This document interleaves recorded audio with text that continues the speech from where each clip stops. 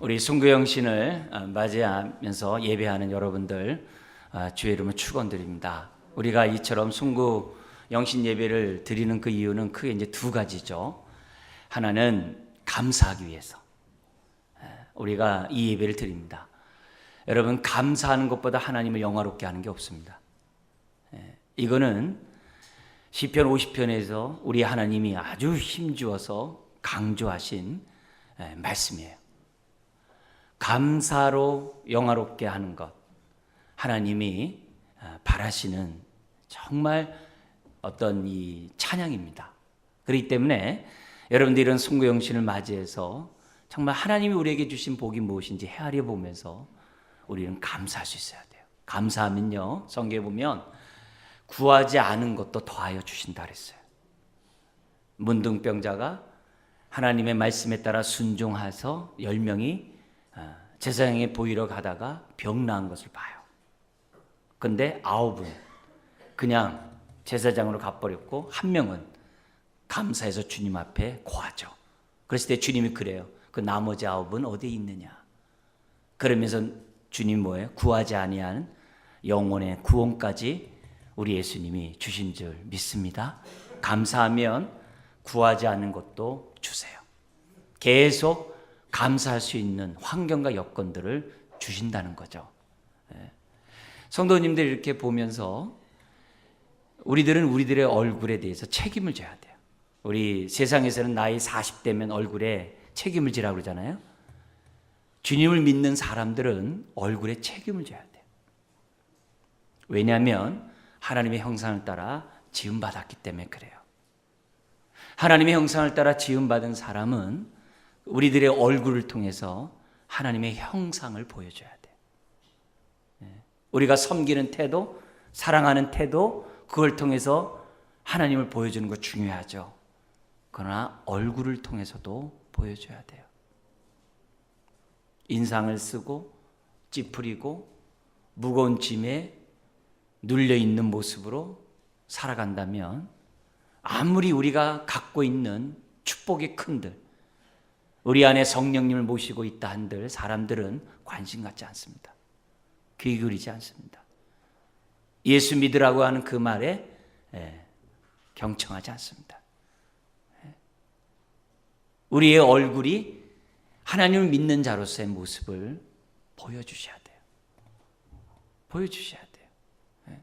여러분, 한 해 동안 지내오면서 어떤 말을 많이 했습니까? 살리는 언어를 썼습니까? 죽이는 언어를 썼습니까? 육신의 언어를 썼습니까? 성령의 언어를 썼습니까? 원망과 불평의 언어를 썼습니까? 아니면 감사의 언어를 썼습니까? 이 시간 우리들 스스로가 정말 하나님의 형상을 따라 우리가 지음받았을 뿐만 아니라 자녀로 부름받은 저와 여러분들은 우리에게 베풀어 주신 하나님의 복들을 반드시 헤아려 보셔야 되고, 헤아리면 헤아릴수록 우리는 감사할 것이 많다는 것을 우리는 깨닫게 됩니다. 그래서 다시 한번 이런 순교영신 예배를 통해서 지난 한 해 동안 나에게 베푸신 은혜가 뭔지를 우리는 헤아려 보셔야 돼요. 하나하나 다 헤아려 보고 그 부분에 대해서 감사해야 돼요. 그러면 감사할 게 많아요. 그러나 감사하지 않은 사람은 불평할 것밖에 없어요. 이 시간 감사하는 순교영신 예배가 되기를 주의 이름 축원드립니다. 감사해야 돼요. 모든 예배를 드릴 때마다 감사해야 돼요. 오늘 낮에 보니까 하도 그냥 그 날씨가 좋지 않아 가지고 먹구름이 잔뜩 꼈더라고요. 근데 한쪽을 이렇게 보니까 그 먹구름 사이로 이렇게 햇살이 이렇게 쫙 비치더라고요. 먹구름만 보일 때는 우리 인생이 꼭 그와 같죠. 그렇지만 그 뒤에 햇살이 있다는 것을 볼 때 우리는 또한 소망을 갖죠. 우리들의 지나온 삶이 다사다난하고 많은 힘든 일이 있어도 하나님을 생각하면 감사할 것밖에 없음을 고백하지 않을 수 없어요. 그래서 이 시간 감사하지 않는다면 이 시간 감사하는 시간 되기를 주의는 부탁드립니다. 그래야 하나님의 은혜가 임해요. 그래야 2016년이 의미가 있어요. 동시에 우리가 송구영신 예배를 드리는 이유는 평가하기 위한 것. 평가하기 위해서. 평가하기 위해서 우리는 지금 송구영신 예배를 드립니다. 우리는 훗날 다 하나님 앞에 설 거예요.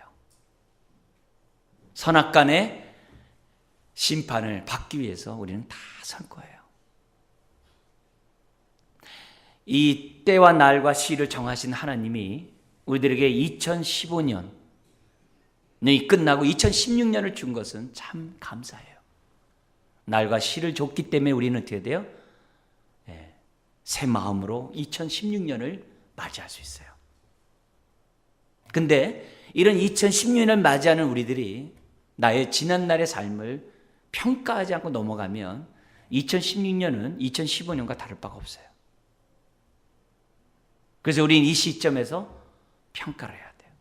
다급적이면 하나님의 안목 앞에서, 백보자 앞에 서 있다라고 하는 심판대 앞에 서 있다는 마음을 가지고 나의 지난 날의 모습을 냉정하게 평가해야 됩니다. 근데 그 평가하는 그 기준이 세상적인 게 있고 영적인 게 있어요. 세상적인 입장에서 우리들이 평가한다면 세상 사람들이 바라는 것을 가지고 평가하겠죠. 내가 성공했느냐? 내가 무병장수했느냐? 아무 무탈 없이, 아무 일 없이 내가 지금 잘 살았는가? 그것을 기준으로 평가하겠죠. 그래서 남들과 비교해가지고 그렇지 않았을 때 뭐 슬퍼하기도 하고 의기소침도 갖기도 하고 막 힘들어 하겠죠. 그러나 좀 더 나으면 행복하다 하겠죠. 우리 그걸 갖다 막 이렇게 좀 심한 말로 하면 잘 먹고 잘 사는 것이 우리들의 한 해 사는 것의 목적이었다고 한다면 우리들이 평가하는 그것으로 인해서 희로애락이 있겠죠. 그러나 우리가 이 시점에서 평가해야 될 것은 영적인 평가를 해야 돼요. 왜요? 성경에서 하나님이 먼저 그 나라와 그 일을 구하라 했거든요. 우리들은 하나님의 천국 백성으로서 부름받았거든요. 정말 이 세상을 구원하고자 하는 왕같은 제사장으로 부름받았거든요. 그 부름받음, 구원을 베푼 하나님의 그 은혜에 따라 내가 얼마나 먼저 그 나라와 그 의를 구하면서 살았는지 이 시간 평가를 해야 돼요. 왜요? 훗날 백보자 심판에서 그것을 평가하거든요.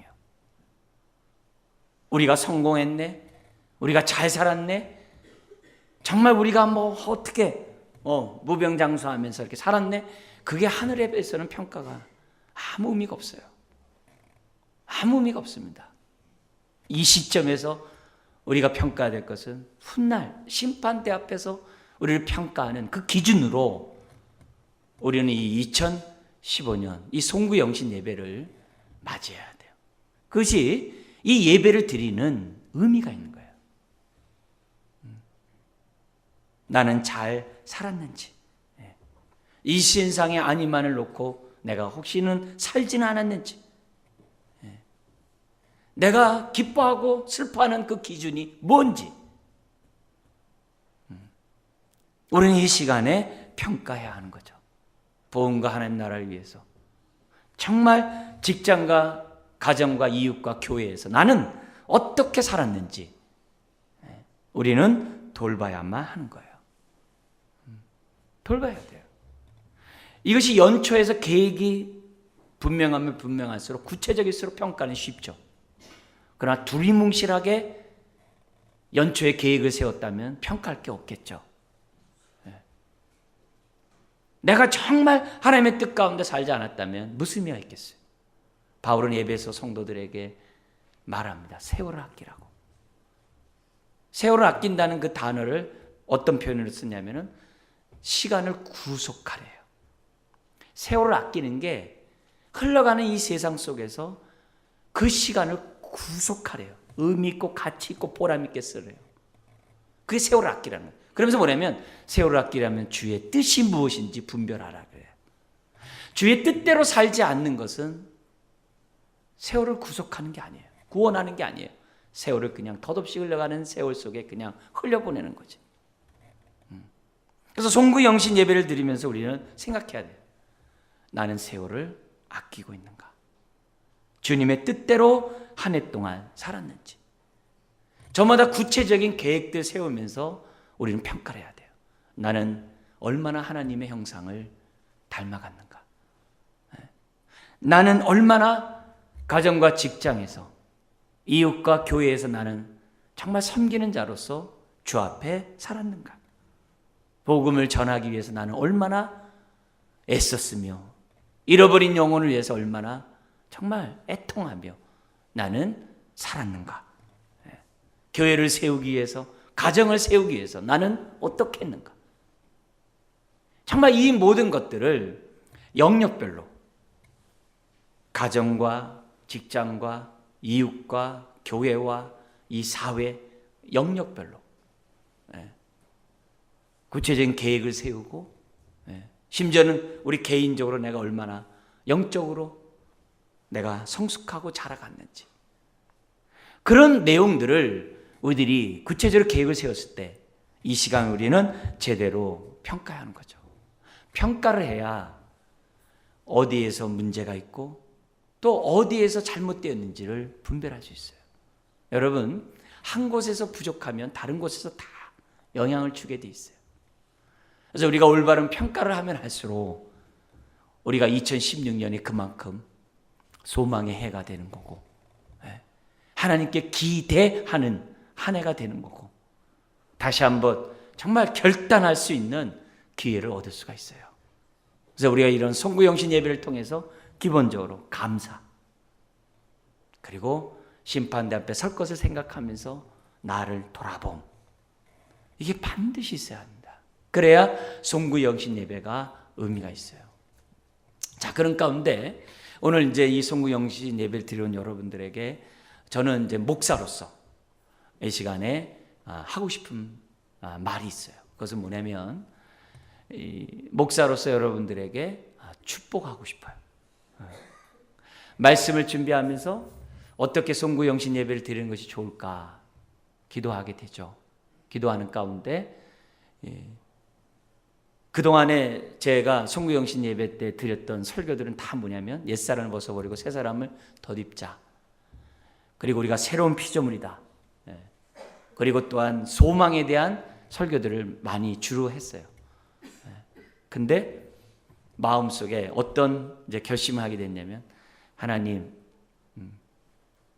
그런 설교도 필요하지만 하나님, 우리 교인들이 하나님의 축복을 받는 교인들 되기를 원해요. 또 목사로서 하나님이 부르신 이유가 하나님의 백성을 축복하라고 부르셨잖아요. 그죠? 그래서 구약 같은 데서 보면은 제사장들은 이스라엘 백성들에게 하나님의 마음의 축복을 마음껏 베풀지 않았습니까? 그래서 그런 의미에서 앞으로 정말 어느 때까지인지 모르지만은 성경에 나와 있는 축복의 말씀들을 가지고 신년에 송구영신 때 축복했으면 좋겠다. 그리고 하나님 앞에 기도했습니다. 하나님, 이 축복들이 정말 각 가정 속에 이루어지게 하여 주옵소서. 이 축복을 받아 누릴 수 있는 성도로 키우기를 원합니다. 하나님, 이 복이 우리 성도들에게 흘러가게 해주시고, 또 이 복을 받을 수 있는 마음들이 되게 하시고, 그래서 우리 성도들을 통해서 이웃들이 하늘의 복을 받게 하여 주옵소서. 그런 마음으로 오늘 본문을 이제 준비하게 되었습니다. 그래서 이 여러분들에게 주는 이 축복 가운데 요셉의 축복을 여러분들에게 소개하고, 목사로서 이 축복을 가지고 여러분을 축복합니다. 축복해요. 또 요셉의 이런 말씀을 하려고 한 이유가 다른 게 아니라 신년에 들어가서 우리 이제 주일날 2016년 우리가 1월 달서부터 우리 주일 설교를 할 때 제가 요셉에 대해서 좀 설교하려고 해요.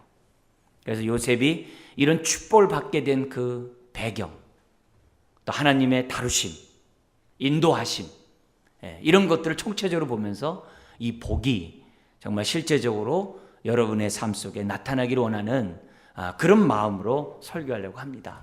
이제 그런 가운데 오늘 여러분들에게 먼저 요셉이 받았던 이 축복, 이거는 그의 아버지 야곱이 자기가 받았던 축복을 자기 아들에게 준 겁니다. 근데 그 요셉이 야곱의 그 축복의 기도에 따라서 정말 요셉이 축복받았어요. 그래서 저는 요셉이 받았던 그 축복을 오늘 여러분들에게 주기를 원하는 거죠. 자, 그런 가운데 요셉의 가장 큰 축복이 여러분 무엇입니까? 여러분이 아는 대로 두드러진 축복은 그가 어린 시절에 어머니를 일찍 여의었어요. 그리고 11번째 아들로 태어나서 형들에게 이리 치이고 저리 치였어요. 아버지의 편애를 받고 있었습니다만 형들의 많은 시기와 질투 속에서 심지어 죽였으면 하는 그런 감정을 가질 정도로 형들로부터 많은 미움을 받으면서 어린 시절을 보냈어요. 엄마 없이 어린 시절을 보냈다는 것은요, 요셉의 삶이 그렇게 편탄하지 않았다는 것을 보여줘요. 부모가, 엄마 아빠가 다 있어 자란 아이들이 얼마나 큰 축복이겠어요. 그렇다고 한 부모 안에서 잘했다고 해서 그것이 핸디캡이 될 수가 없어요. 요셉의 삶의 모습을 보면 엄마 없이 자랐어도 요셉은 훌륭한 인품을 가진 인물이 되었어요.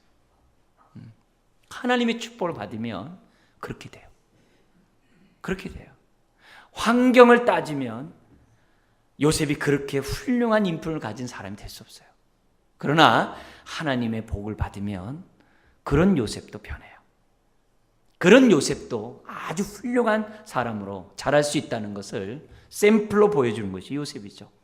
그리고 형들의 그런 정말 살인의 그런 두려움 가운데 있다가 겨우 구사일생으로 종으로 팔려가게 되죠.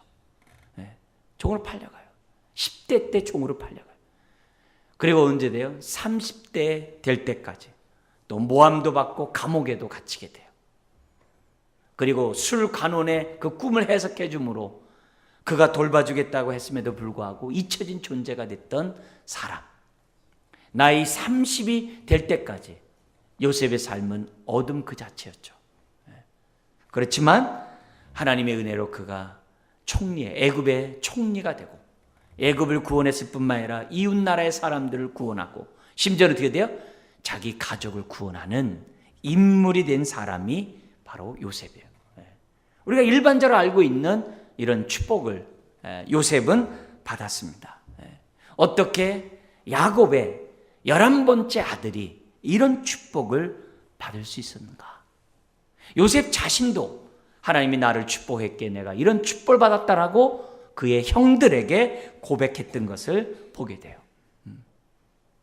이런 축복을 요셉이 기본적으로 받았는데 하나님이 왜 이런 요셉의 이런 축복의 삶을 성경에 기록했을까요? 다른 게 아니에요. 오늘 저와 여러분들에게 나도 너희에게 요셉의 축복을 주기를 원하노라. 하나님의 마음을 보여주기 위해서 요셉의 사건을 기록해 놓으신 줄 믿습니다. 자, 그런 가운데 요셉이 받았던 이런 축복들을 좀 더 구체적으로 오늘 이 22절 이하에 우리들에게 말씀하고 있는데요. 한 가지 한 가지씩 좀 이렇게 좀 살펴보면서 저는 이제 3가지를 여러분들에게 설명하려고 합니다.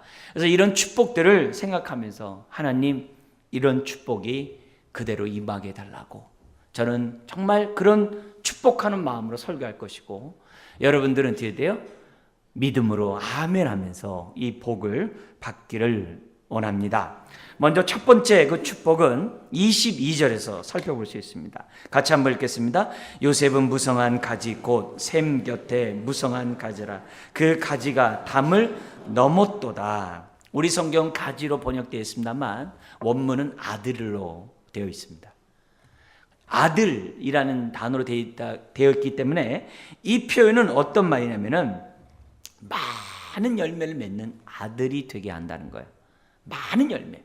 많은 열매 가운데서 가장 핵심적인 열매는 뭐예요?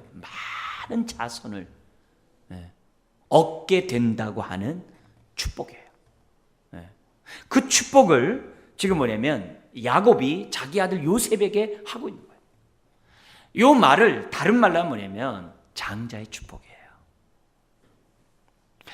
아브라함에게 주셨던 장자의 축복이 뭐야? 너를 통해서 열방이 복을 받을 것이고 너의 자손이 하늘의 별과 같이 바다의 모래와 같이 많게 내리라는 축복을 받지 않았습니까? 그 축복을 누구에게 줬어요? 아브라함이 이삭에게 줬어요. 이삭은 누구에게 줬어요? 야곱에게 줬어요. 에서가 아니라 야곱에게 줬어요. 야곱은 그 장자의 축복을 받고자 몸부림쳤어요. 심지어 속이면서까지 그 장자의 축복을 받았어요. 왜요? 하나님이 아브라함을 통해 이삭에게 주었던 그 복이 어떤 것인지 야곱이 알았거든요. 그래서 야곱은 어떻게 하든지 자기 아버지가 받은 그 복을 받고 싶었어요. 그 열망 가운데 몸부림쳤고 야곱은 그 복을 받았어요. 근데 그 장자의 축복을 지금 누구에게 주겠다는 거예요? 12명의 아들에서 지금 요셉에게 주겠다는 거예요. 르우벤 장자가 아니에요. 첫 아들 르우벤에게 이 장자의 축복을 주는 것이 아니라 지금 요셉에게 야곱이 지금 축복을 하고 있다는 거예요. 여러분, 장자의 축복은요, 모든 복의 대표입니다. 이스라엘에게 있어서 장자의 축복은 아브라함이 받았던 축복이에요. 이삭이 받았던 축복이에요. 야곱이 받았던 축복이에요. 그 복을 지금 뭐예요? 요셉에게 야곱이 주겠다는 거예요. 여러분, 우리 상황, 우리가 성경을 이건 암만큼 그 충격이 커요. 성경에 대한 이 장자의 축복을 깨닫지 못하면 거기에 대한 감격은 반감될 수밖에 없어요. 그러나 성경의 모든 복은 다 장자의 축복이에요. 장자의 축복 안에 모든 것이 다 들어가 있어요. 장자는 대표예요. 그 복을 지금 야곱은 지금 뭐냐면 아들에게 주고 있는 거예요. 야곱은 아버지로부터 이 복을 받았고 그의 인생은 정말 말년이 얼마나 축복 가운데 더구나 많은 자식을 두면서 후손을 받는지 몰라요. 그런데 그 복을 지금 요셉에게 주고 있는 거예요. 그리고 장자의 복은요, 모든 복의 원천을 말해요. 원천을 말해요. 그로부터 복이 시작되는 거예요. 그렇다면 오늘 저는 여러분들에게 이 장자의 축복을 주의 이름으로 축원합니다. 장자의 축복은 에베소 1장에 3절에 나와 있는 것처럼 하늘에 속한 모든 신령한 복을 다 포함하는 복이에요. 영육간에 모든 복을 포함하는 복이 이 장자의 복이에요. 여러분, 우리 선지자 중에 엘리사라는 선지자가 있어요. 능력의 종이죠. 정말 권능의 종이죠. 자기 스승 엘리야보다 배나 더 이적과 능력을 행한 것으로 성경이 나와요. 근데 엘리사가 자기 스승 엘리야보다 그렇게 배가 더 되는 많은 능력과 권능을 나타낼 수 있었던 것은 뭐냐? 엘리사가 장자의 축복을 받고자 그의 스승을 졸졸졸 따라다녔거든요. 그것이 성경에서 어떻게 되냐면 갑절의 영감을 달라고 그 스승에게 부탁을 합니다. 갑절의 영감은 장자의 축복을 얘기를 해요. 갑절의 영감은 장자의 축복이에요. 당신이 받았던 하나님의 그 축복을 나에게 주십시오. 내가 그 축복을 잇는 하나님의 종이 되기를 원합니다. 하면서 자기 스승 엘리야를 갖다가 정말 물고 늘어졌던 사람이 야곱과 같은 사람이 엘리사예요. 엘리사예요. 그렇다면 오늘 이 장자의 복이 단순히 육신적인 그런 얘기하는 게 아니에요. 성경에서 우리가 장자, 첫 것이 뭘 말하는지 알잖아요. 첫 것이 뭔지 알잖아요.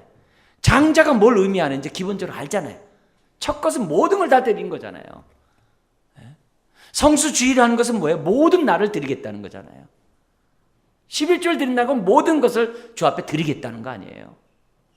장자의 축복을 받는다는 것은 모든 것의 대표를, 원천을 성경 우리들에게 가르쳐주고 있다는 거예요. 그래서 하나님이 왜 우리를 구원하셨느냐? 왜 자녀 삼았느냐?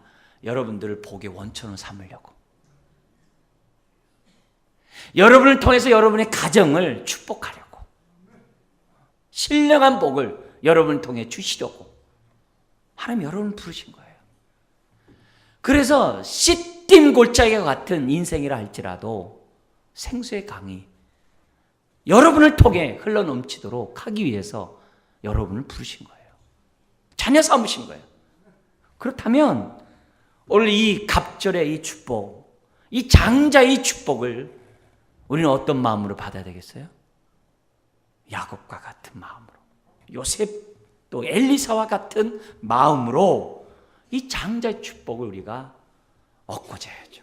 다른 데서는 탐심을 가지면 안 돼요. 다른 데서는 탐욕을 부리면 안 돼요. 그러나 천국은 침노하는 자의 것이라 했어요. 하나님의 은혜를 받는 데는요, 좀 우리가 어떻게 돼요? 좀 욕심을 부리고, 좀 하나님의 은혜를 맛보는 데서는 좀 이 갈망함이 우리들에게 있어야 됩니다. 하늘의 이 장자의 축복만큼은 누구에게 줄 수 없다라고 하는 이런 열망이 우리에게 있어야 돼요. 예배를 드릴 때마다 이 사모함이 우리 안에 간절해야 돼요. 이런 축복을 받고자 하는, 은혜를 받고자 하는 열망이 없이 어떻게 우리가 이 장자의 축복의 그 통로가 될 수 있겠어요? 더구나 이 가지는 어떻게 돼요? 무성한 가지, 많은 자식을 낳는 그런 열매를 맺는 아들뿐만이 아니라 어떻게 돼요? 그 가지가 담을 넘었대요. 얼마나 확장되고 정말 확대되어 가는 축복입니까? 얼마나 영향력이 미쳐가는 이런 축복입니까? 우리가 성구영신 예배를 드린 여러분들에게 제가 첫 번째 여러분에 주시고 드리고 싶은 축복은 성경에서 그동안에 그 흐르는 그 장자의 축복 여러분에게 임하기를 주 이름으로 축원드립니다. 그걸 받고자, 그걸 유지하고자, 그 복의 통로가 되고자 몸부림쳐야 돼요. 누구한테 빼앗길 수가 없는 거예요. 붙잡아야 돼요. 두 번째 복이 있습니다. 23절에서 25절 상반전까지 나와 있는 말씀인데요, 우리 한번 같이 읽어볼까요? 23절부터요. 활 쏘는 자가 그를 학대하며 적개심을 가지고 그를 쏘았으나 요셉의 활은 도리어 굳세며 그의 팔은 힘이 있으니 이는 야곱의 전능자 이스라엘의 반석인 목자의 손을 힘입음이라. 내 아버지의 하나님께로 말미암나니 그가 너를 도우실 것이요 전능자로 말미암았나니 그가 내게 뭘 준다고요? 복을 주실 것이라. 두 번째 복은 뭡니까? 다른 게 아니라 하나님이 보호하시고, 보호하시는 차원에서만이 아니라 돌봄과 보호의 차원이 아니라 승리하는 그 축복을 주시겠다는 거예요.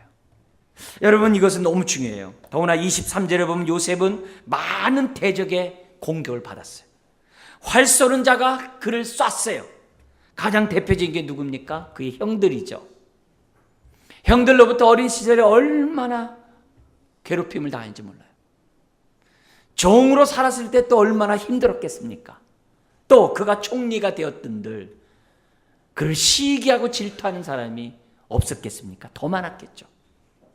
왜요? 이방인이잖아요. 왜요? 더구나 어떻게 돼요? 종되었던 자고 감옥에 갇혔던 자잖아요. 이런 사람이 총리가 되니 그 애당초에 그러한 귀족들이 가만히 있겠어요? 얼마나 많이 공격했겠어요.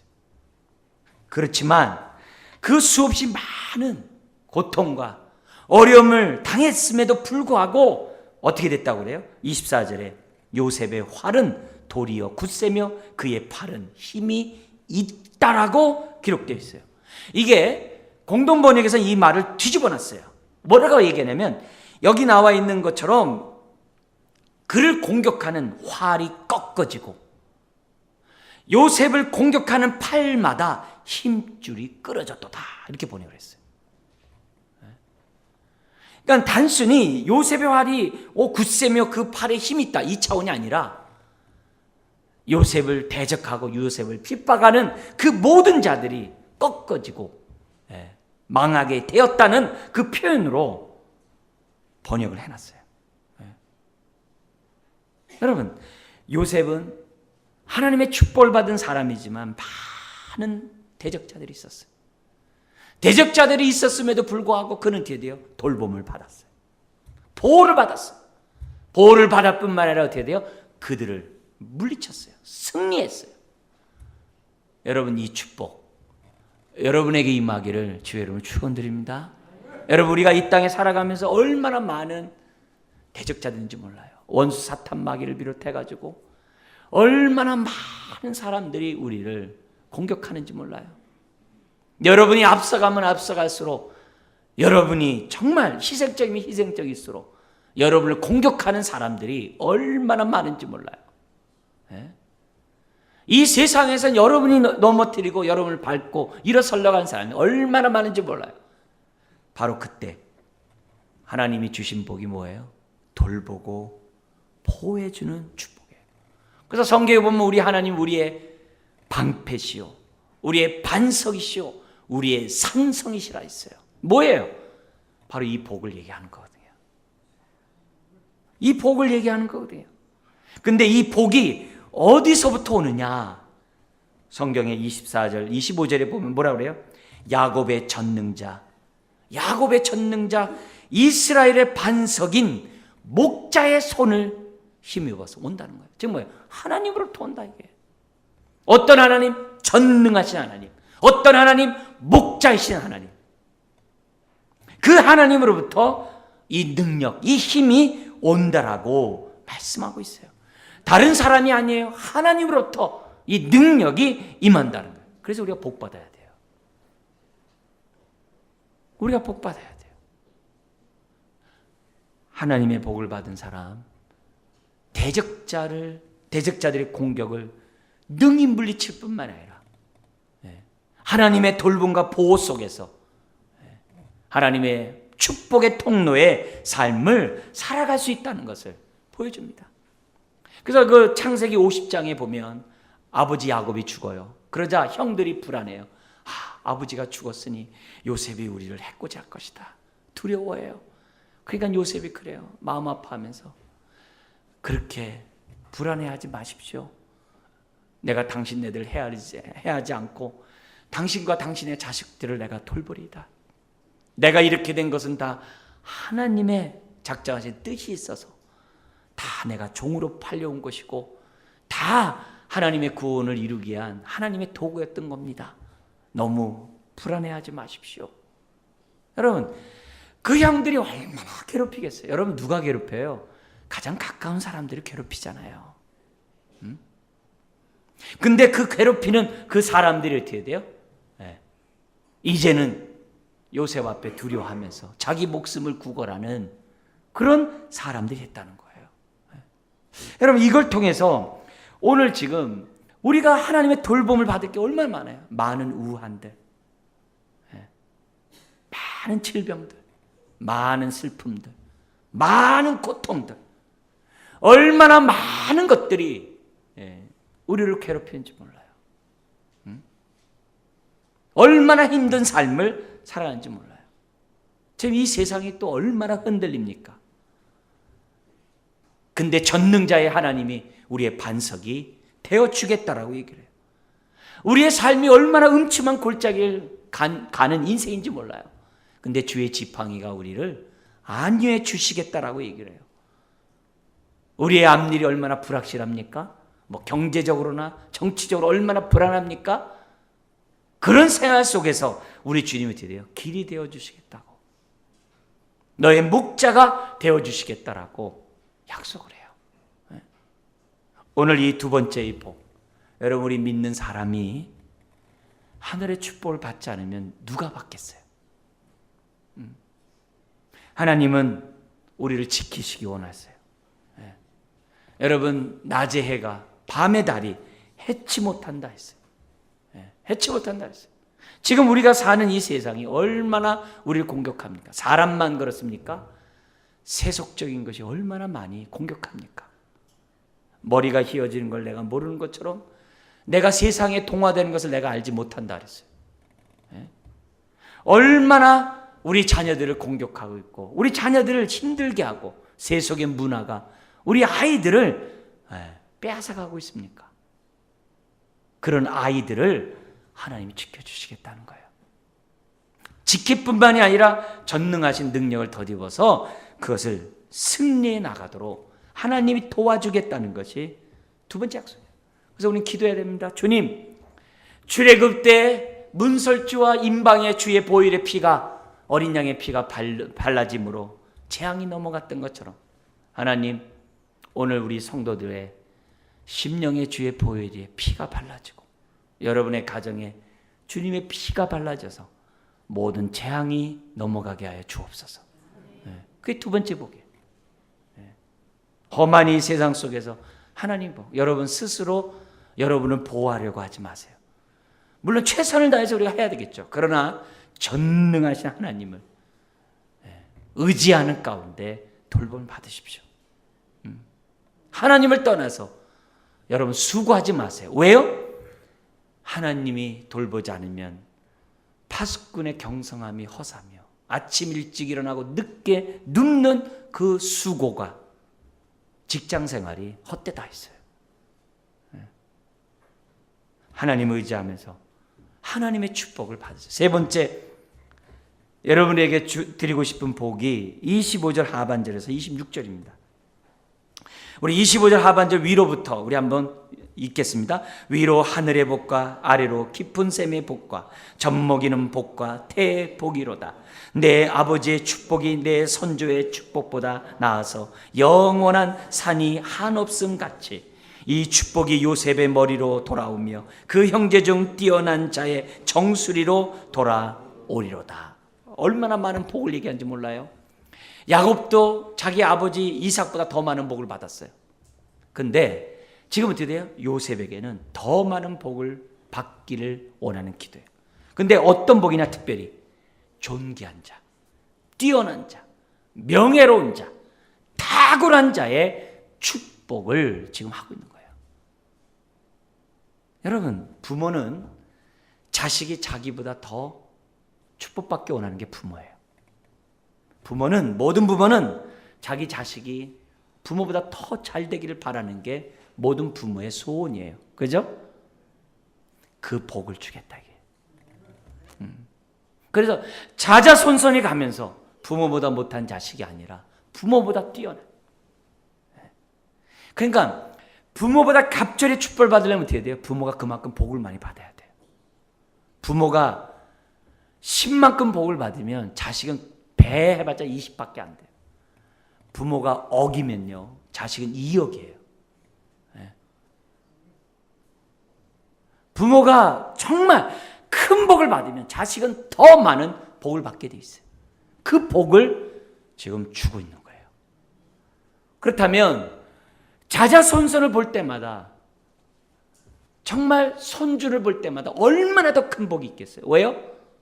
30배, 60배, 100배로 가니까. 그 복을, 부모의 당대로 끝나는 건 재벌이겠죠. 재벌은 3대를 못 간다고 그러잖아요. 그건 재벌의 복이겠죠. 그러나 하나님의 복은 영원한 복이라는 거예요. 그 복은 부모의 축복을 뛰어넘는 복이라는 거예요. 그 가운데 요셉이 받는 그 복은 뛰어난 나머지 존귀한 자, 다른 형제들 중에 어떻게 돼요? 뛰어난 자의 정수리로 요셉을 형제 중에 뛰어난 자라고 얘기하고 있어요. 우리가 신앙생활하면서 이 세상 살아가면서 우리는 어떤 자가 되길 원합니까? 여러분, 우리는 하나님의 소유된 백성이라 했어요. 소유된 백성이라 했어요. 심지어 우리를 어떤 자로 세웠냐면 에베소 2장 5절 6절에 보면 예수님과 함께 보좌 우편에 앉게 해주시겠다 그랬어요. 그게 우리의 복이에요.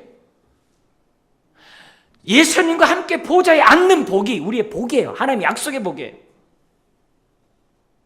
얼마나 존귀한 복인지 몰라요. 주님과 함께 세상을 심판하는 복이에요. 얼마나 존귀케 하는 복인지 몰라요. 그 복을 야곱이 요셉에게 주는 거예요.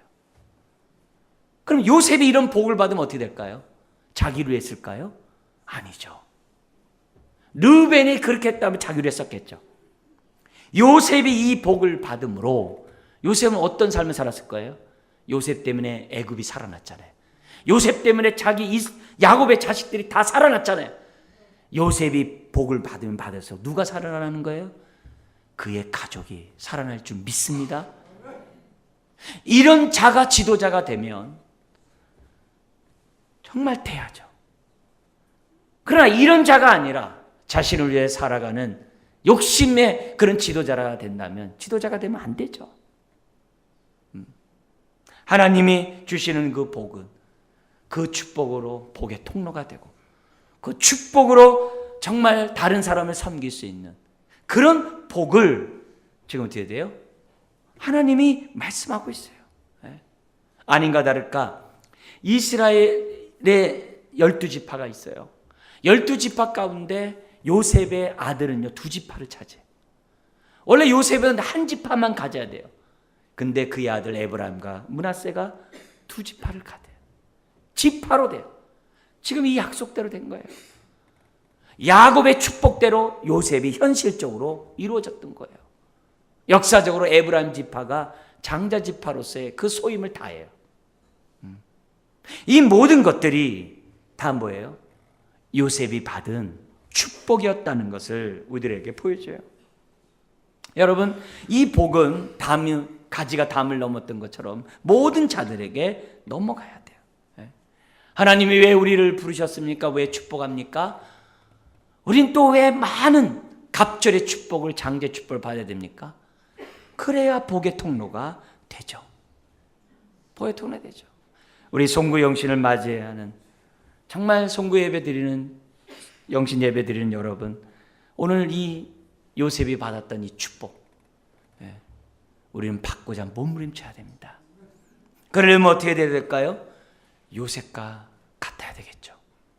요셉을 닮아야 되겠죠. 가장 기본적으로 2가지는 우리가 붙잡아야 돼요. 하나는 요셉은 하나님을 경외하는 자였어요. 종으로 팔려가고 감옥에 있어도 하나님을 경외하는 것만큼은 놓지 않았어요. 또 하나 있어요. 요셉은 하나님부터 꿈을 받은 자였어요. 하나님으로부터 비전을 받은 자였어요. 자기 스스로 꾼 야망이 아니에요. 하나님이 그에게 꿈으로 보여주셨어요. 한 번도 아니라 여러 번 그에게 꿈을 보여주셨어요. 내가 너를 이렇게 사용할 것이라고 꿈을 주셨어요. 그래서 이 요셉은 어렸을 때는 그 꿈의 의미를 잘 몰랐어요. 그러나 그가 은혜를 알고 신앙이 자라감으로 그 꿈의 의미를 알게 되었어요. 요셉의 삶은 참 굴곡진 삶을 살았어요. 그렇지만 그가 하나님의 비전의 사람이었기 때문에 하나님의 축복을 누리고 통로가 된 줄 믿습니다. 그래서 우리가 앞으로 이 요셉에 대해서 우리가 또 말씀을 들으면서 이 축복이, 오늘 들었던 이 3가지 축복이 우리 것이 되도록 몸부림쳐야 돼요. 2015년을 보내고 2016년을 맞이하는 이 시점, 하나님 이 복이 여러분에게 흘러가기를 주의 이름으로 축원드립니다. 그리고 여러분의 자손은 여러분보다 배가가 되는 축복을 누리기를 주의 이름으로 축원드립니다. 기도하겠습니다. 하나님 아버지, 주님 오늘